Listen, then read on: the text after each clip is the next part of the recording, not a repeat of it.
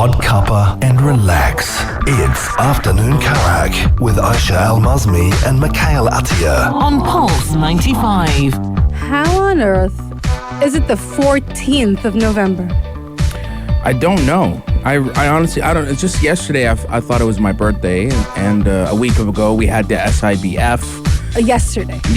Yesterday was the last day. A great event to, wrap up the year with. But we do have more things happening in Sharjah. We're going to be talking about them later on within the month when we get more information about them. But for now, it was great being in the Sharjah International Book Fair, and I'm pretty sure a lot of people enjoyed their time, especially since last year, even though it was one of the only events in the entire world that was happening, at this scale.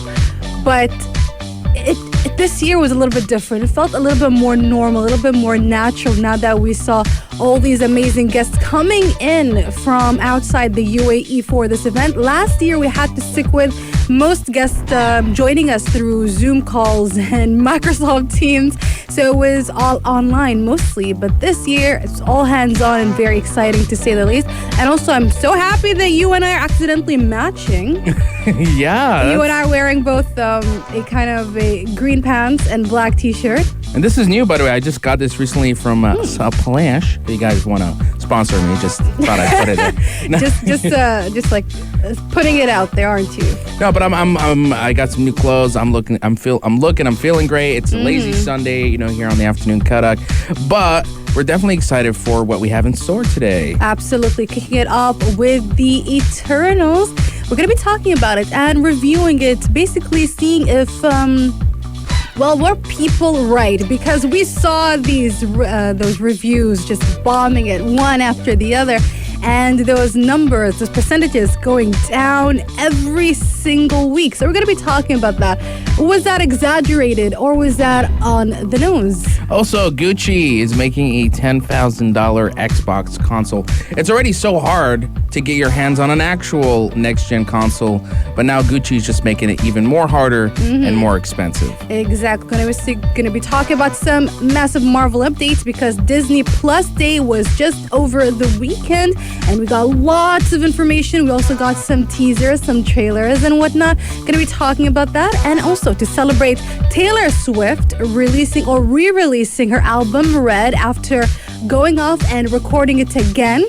Let's play some Taylor Swift. Let's do it. Here is We Are Never Ever Getting Back Together.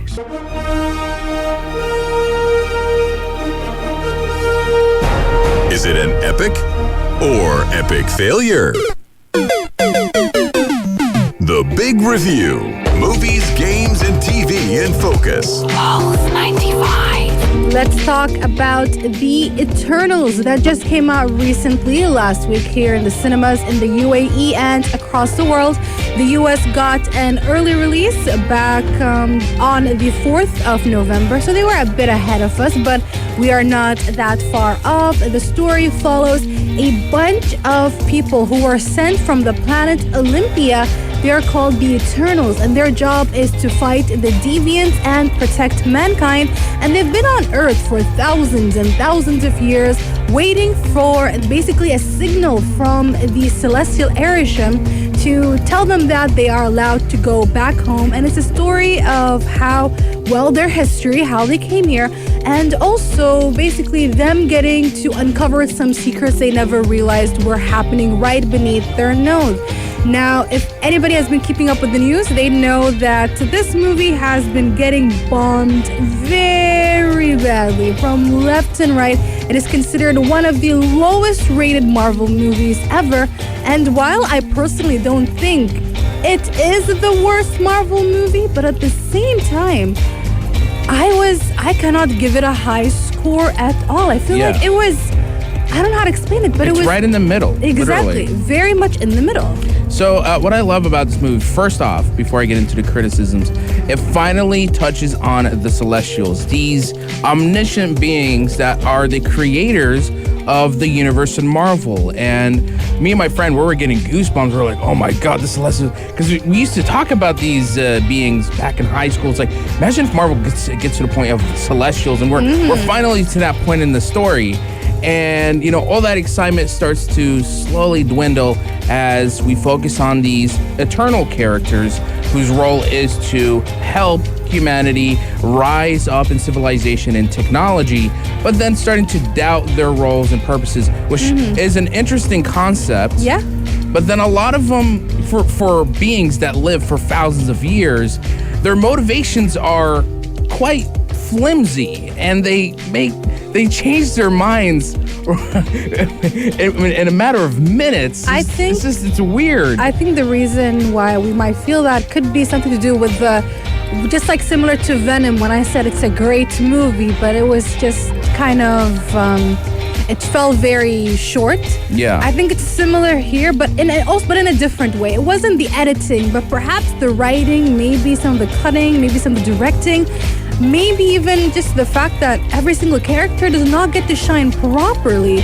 I feel like although we get it that it's sort of Cersei's story, which is very interesting and funny because when we first got to see the trailers and got the idea, we thought it was about the entire ensemble. But you watch it and you're like, no, this is Gemma Chan's, Cersei's story mostly, and perhaps Icarus, and that is it. Maybe some Ajax, but nothing beyond that. We get some hints here and there about the other characters' backstory, but two of the most in my opinion, two of my favorite ones were Druid and Makari got the least amount of screen time. Makari in particular, even though, funny enough, people were searching her the most after the movie. There was lots of articles talking about she was the most interesting one.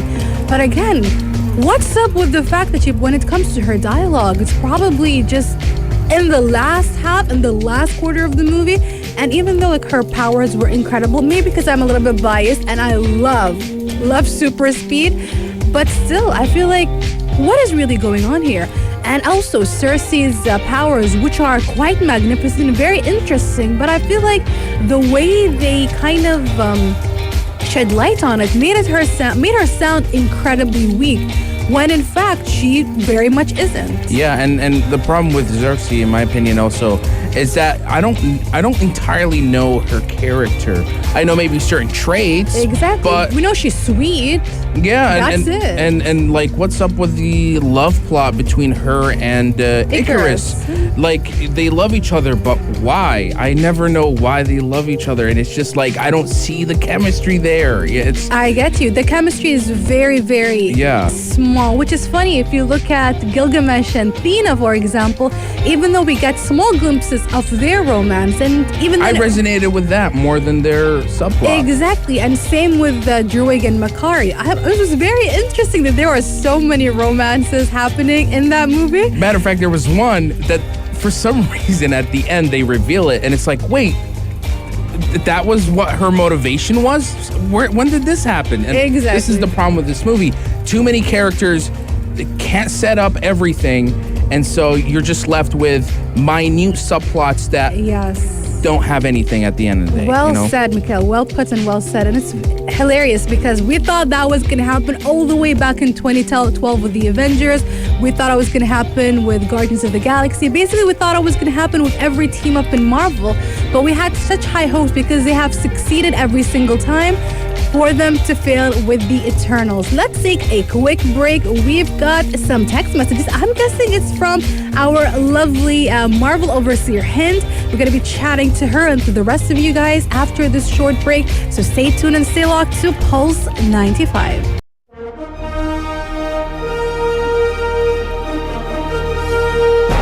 Is it an epic or epic failure? The Big Review. Movies, games, and TV in focus. Pulse 95. We are reviewing Eternals, the latest Marvel movie within the MCU. And even though Mikhail said, let's start off with the positives, it was literally 5 seconds long. And then we went boom, bow. Deep into it. We've got a text message from our lovely Hind. She says, hi guys, hope you're both well. Eternals was not what I expected at all. It is very different from all the previous Marvel movies. I agree. Yeah. At some point, it did not feel like a Marvel movie, which I don't know if it's a bad or good thing because we said the same thing about Shang-Chi. But Shang-Chi left a lovely feeling inside, honestly. It felt like a nice well-developed story that you can follow. There's a but- lasting impression from that film. Exactly. Let's continue with the text. I actually forgot at times until Thanos and the Avengers were mentioned. I can't say it's my favorite Marvel movie, but it's definitely worth watching. The twists were unexpected and everyone handled their role perfectly. I honestly wasn't sure about Angelina Jolie when I first heard about her joining the cast, but I really think Thena's character, I definitely like Thena's character. I definitely love at least one thing about each individual. Catherine is definitely one of my favorites. The final battle was amazing and the conflict and uncertainty were so real. Marvel has been really successful with representation, which I agree with, especially Makari. I love the fact that she was hard of hearing or deaf. It was very interesting, but I have a problem with that. I will get to it in a moment. Whether we agree with some of them or not, I love the fact that almost everyone around the world can see themselves in the MCU at some point. Thank you both for being so amazing. Thank you so much, Hen, for sharing your incredibly valuable opinions. But I have to say, I disagree with you today. I think Mikhail does too, to be honest. I really feel like this movie does not resonate much. I'm not talking about the representation, but just as a movie as a whole.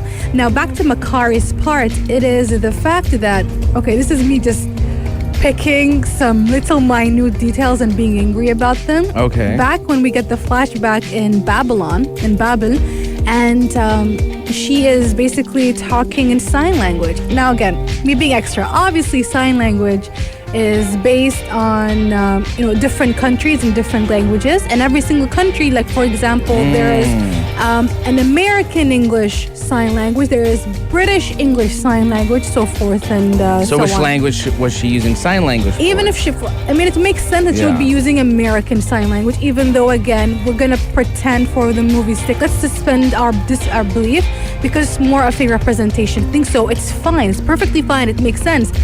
But why did the people in Babylon understand her sign language?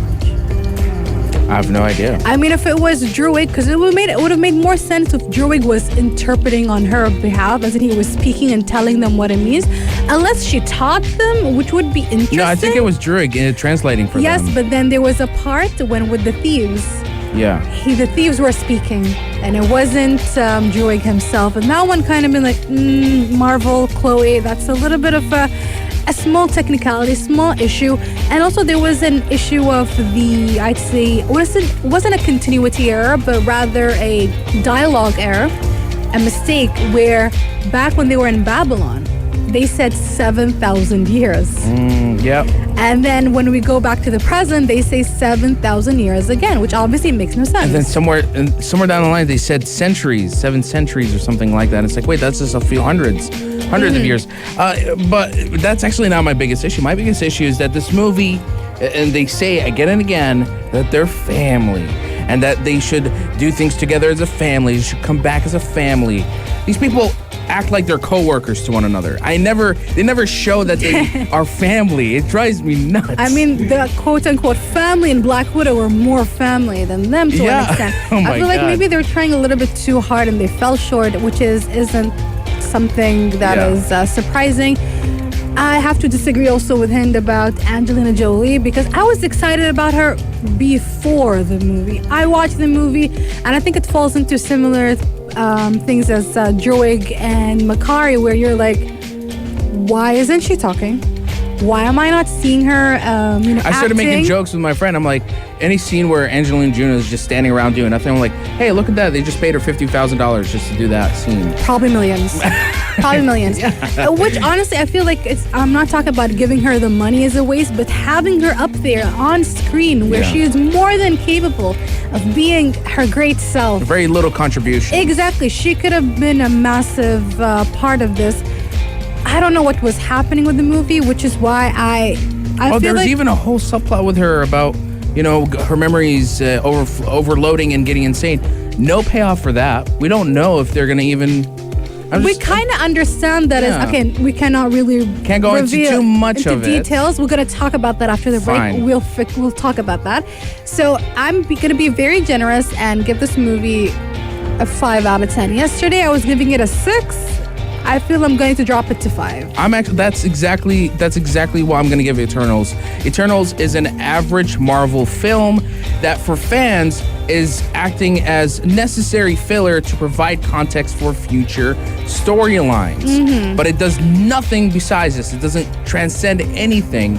And so I would only recommend this film for Marvel fans who really need to have this movie in their roster. But to people who are not really Marvel fans, just casual moviegoers, please skip the Eternals. This is just a filler film. You're like begging them. I mean, if you want to watch it, I don't want you to disappoint yourself and go in and it's like, what is going on here? I don't understand. This is just for Marvel fans. Well, it's just that's how ununiversally appealing this film is. Well, even though this is spoiler free, but the credit scenes were definitely a great payoff. Were amazing, and especially since, again, now we have 3 plots into the upcoming phase in the MCU. I'm going to be taking a short break, and coming up next, let's talk about that Gucci Xbox. Yes, Gucci Xbox. Coming up next, right here on the Afternoon Karak. Make a hot cuppa and relax. It's Afternoon Karak with Aisha Al-Mazmi and Mikhail Atiyah on Pulse 95. I'm one of those people who enjoys designer items, and I feel like sometimes it is worth the money, especially if you're buying for a specific name, or if you have a preference. That is great. Congratulations to you. You have some favorites, etc. But Xbox, a $10,000 Gucci Xbox. I'm gonna throw it into the pile of things that should have never happened and are unnecessary. And I don't know what they're thinking. I mean, like Mikhail said earlier in the hour, it's already hard enough to get an Xbox, any new gen console, whether it's because of the price point or because you cannot find them. And now they made a $10,000 Gucci Xbox. It's this weird luxury flexing. It's the kind of wealthy kind of spending that people don't really care for much. But there's people who would go that extra mile just because it's Gucci, it's a designer collab type of product. I think it's more about I have it, because they only made 100 of them, and even then I'm like, 100 is too many. Yeah, that is way God. too many. What are you talking about? So you're gonna get the iconic rhombi design. I think that's what it's called, the rhombi design. I'm not sure. I'm not a Gucci connoisseur, but basically the Xbox Series X is going to be having a laser engraved of the Gucci design. They're also going for that iconic blue and red stripe that you probably see in some of their other product lines. It's going to be for sale starting November 17th. And the best part, if you're already paying $10,000 for this, you're going to get an Ultimate Game Pass subscription. That's so sweet of them. Thank you so much. How generous of them that they can include that. They haven't specified if it's a 3-month or a year. Maybe it's just a 1 month. It should be a lifetime. Honestly, if I'm paying $10,000, it's a lifetime subscription. So honestly, I have no idea. I mean, I get it because PlayStation did something similar in the sense that they released something with Balenciaga. Those were T-shirts though. Those sold out. I can wear the T-shirt 10,000 times and, make back that money that I paid for it. Again, I understand that people love designer stuff. I'm one of them, and I would shell out some money for some stuff that might, in other people's eyes, might be a little bit too expensive. But at the same time, not for a plain PlayStation T-shirt. If it was some kind of motif with the Balenciaga, logo or something like that, I might be like, yeah, I understand. I think Xbox is trying to be different and make a console instead. They're like, here, you get this for the rest of your life. Yeah, but even if I keep this console and use it every single day for the next 5 years, I still don't think it warrants $10,000. If anything, people are just going to buy this as an investment and wait a few years, try to flip it for double, quadruple its actual value. Who knows, honestly. But 100 pieces made. Would you be one of those people? I don't think any of us would be. But who knows? If you are, 4215 Etisalat, or do tell us all about it. We're going to be taking a short break. We've got these sports headlines coming up. And then we have the Marvel Disney Plus Day updates. Very excited to talk about these. Trailers galore coming up next right here on the Afternoon.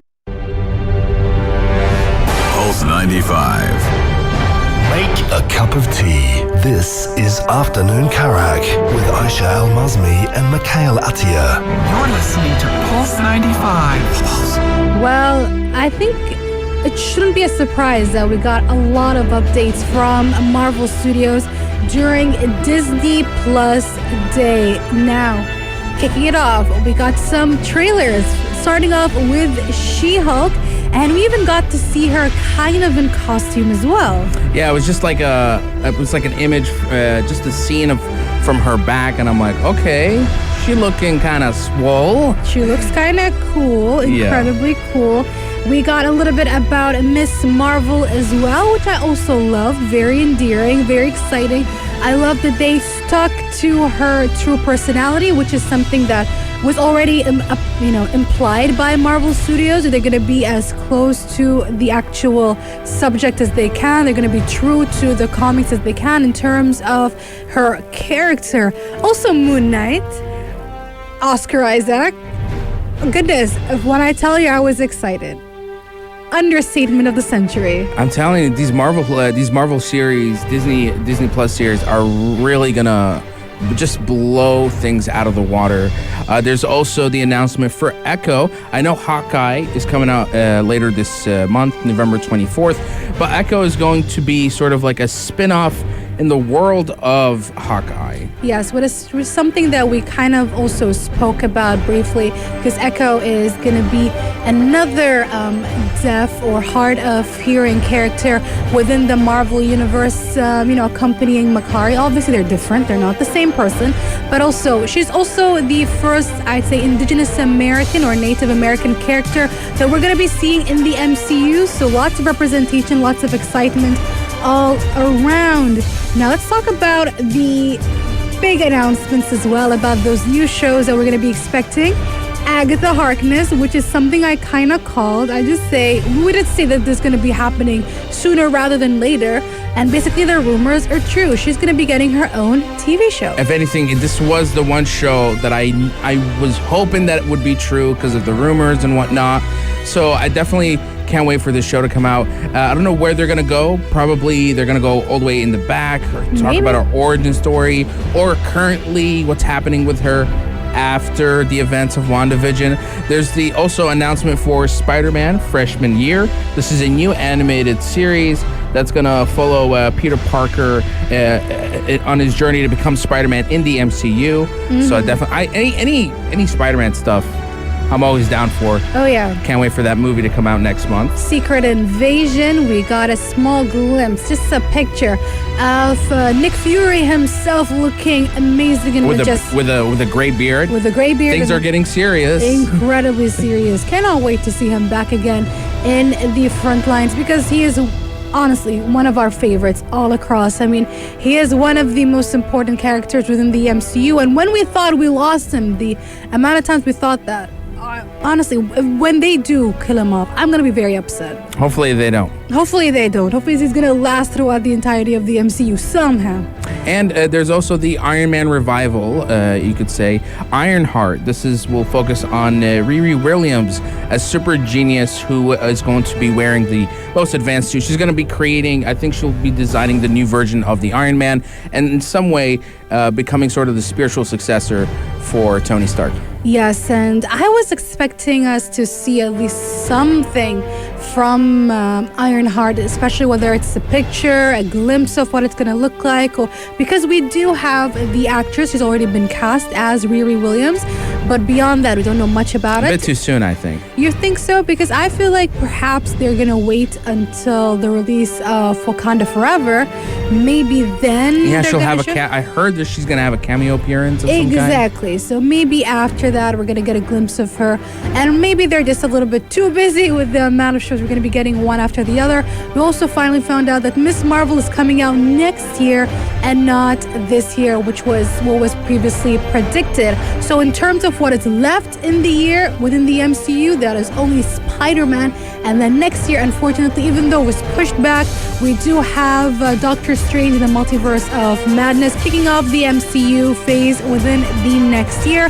And we also heard that there are some major reshoots happening within that film, which is making us wonder what is happening. Did I don't know, did Kevin Feige have some sort of fever dream? And he was like, okay, we need to change the trajectory of the entire phase. I'm not sure, honestly. I think it goes back to that the report when they delayed every movie by 6 months. They did, yes. And this is just now one of the behind the scenes stories as to why this delay is happening. It's very interesting. Yeah. Also, we know that there are some other issues happening within Black Panther Wakanda Forever because the actor that plays Shuri, Letitia, there are two issues happening. One, she sustained some really bad injuries while filming. Oh, God. But also, she has not been vaccinated, and that's causing some issues and delays within filming as well. And people on the internet have been very vocal that, hey, if she's not complying with the rules,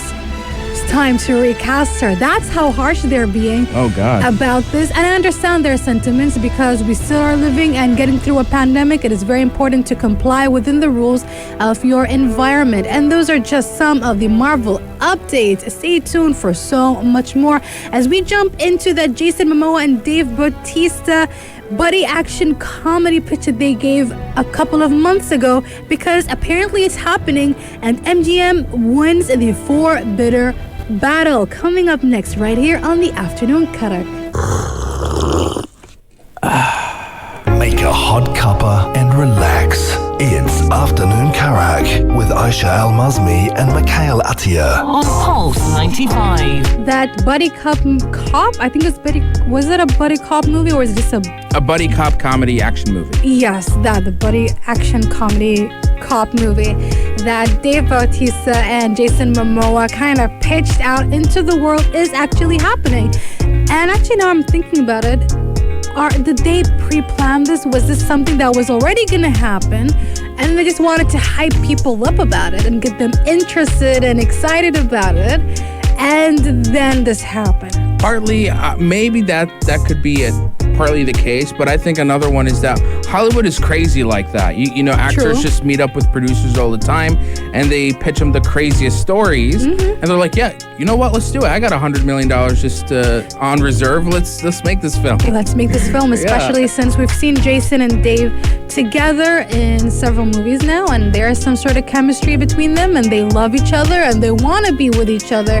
So why not? And we spoke about the fact that they pitched this, to each other and out in the world. And apparently it is happening, and the bidding was happening over the weekend. And over the weekend, the news was that there was a bidding war. And they've been updated, and apparently MGM is near winning the auction for the Untitled buddy comedy action pitch that will pair Jason and Dave. That's crazy. Essentially, the pitch calls for the duo, Dave Bautista and Jason Momoa, to play in sort of like a Lethal Weapon-esque buddy cop comedy film that's likely going to shoot in Hawaii. I like that. Yeah. It gives me Hawaii 5-0. Yeah, 5-0 kind of vibes. That's basically it. I'm very much down for this, and why not? Maybe this is the buddy cop movie we've been waiting for. It's been quite a while we've had any of those. I mean, I cannot remember the latest ones. I mean, the most iconic one, for example, is Rush Hour. We've got Bad Boys as well with the latest iteration from a couple of years ago, not too long ago. I don't know if you heard about last week's story where, because, Vin Diesel and Dwayne have an issue. Yes, I saw Then Vin Diesel, he posted on Instagram, he's like, you gotta come back. You gotta come back. Family, this is the family and whatnot. Sure, why not? I mean, if they have chemistry together and they can put the past behind them, why not? Apparently there is one more last movie within the world of the Fast and Furious. Actually, it's gonna be Fast and Furious 10 and 11. Yes, it's not gonna stop at 10. It's a two-parter finale, like Harry Potter Part 1 and 2. Yeah, but that's Harry Potter. And Hunger Games Part 1 and 2. I mean, you gotta milk it till you can. There's even a TV show happening, but you know what? they can do whatever they want, and good luck to them, I guess. So if this goes to MGM, it means it's gonna go to Amazon. Is that correct? Yes, it's gonna be going to Amazon. Most likely gonna be streaming on Amazon Prime TV. Are we excited about this or are we not? Text us 4215 Etisalat or do. Once again, 4215 Etisalat or do. Coming up next, let's wrap up the hour with a celebration and a suggestion. Coming up next, right here on the Afternoon Karak. What's the date? What's the date? What's the date? What are we celebrating today? Today we are celebrating pickles and all forms of pickles. That means cucumber, dill, onions, radishes. What else? What kind of garlic pickles, carrot pickles. Basically anything that can be pickled, we are celebrating it today. Let me tell you a funny story. I should be thankful that my friend, my acquaintance does not listen to my show, otherwise she is gonna murder me, because this is a story I've said several times and I love it. For some reason it has stuck in my head for many years. Now this happened probably in the last 3 years, I'm not sure, but I was tweeting something about pickles and the fact that the most generic form of pickles that you buy from the store is cucumber pickles. Yeah.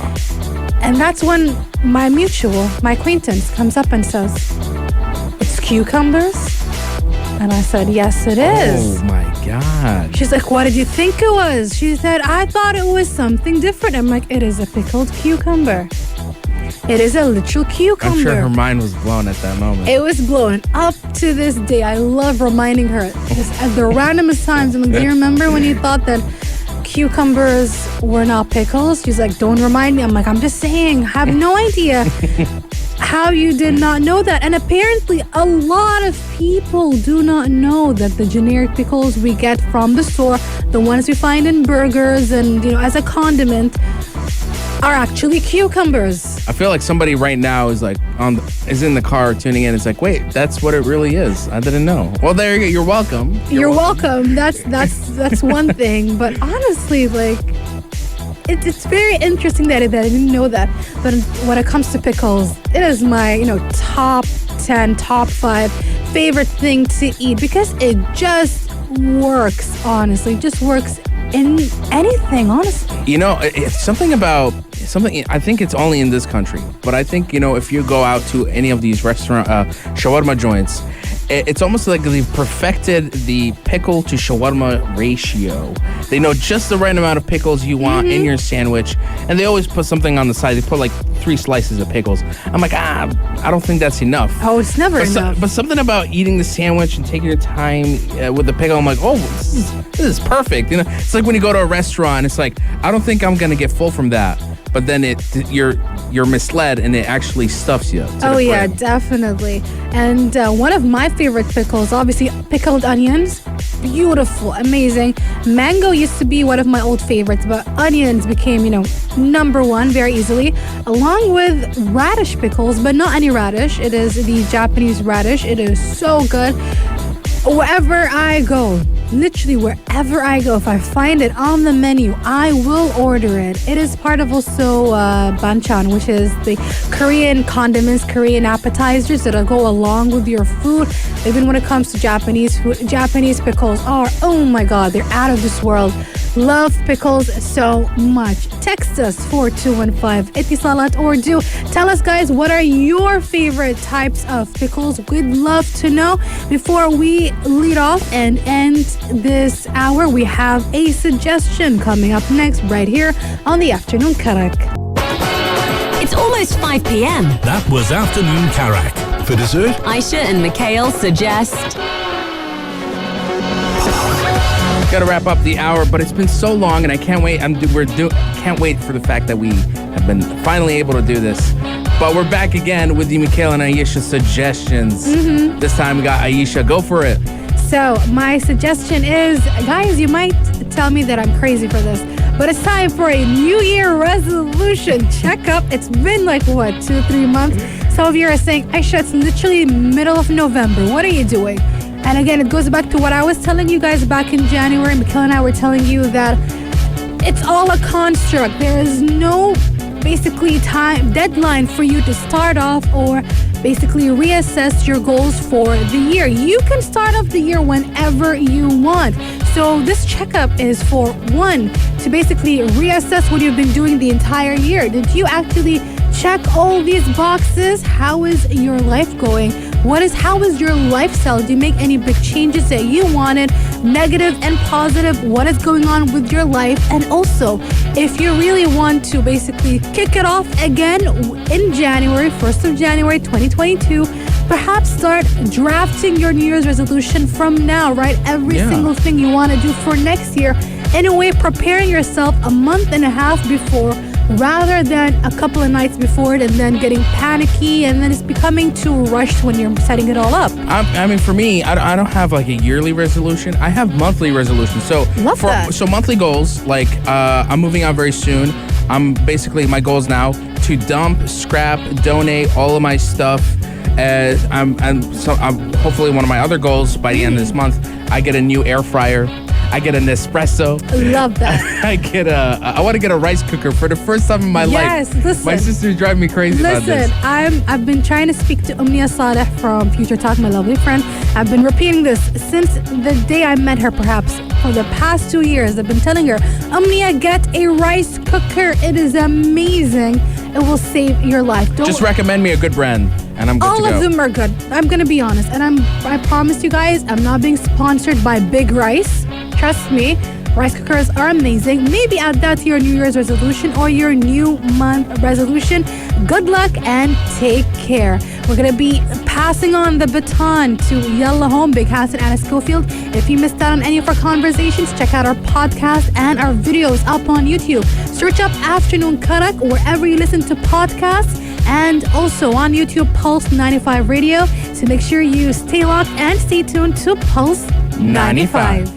If you liked this episode of Afternoon Karak, drop a like and subscribe. Pulse 95. Be sure to follow us on Instagram for all our daily updates and top stories.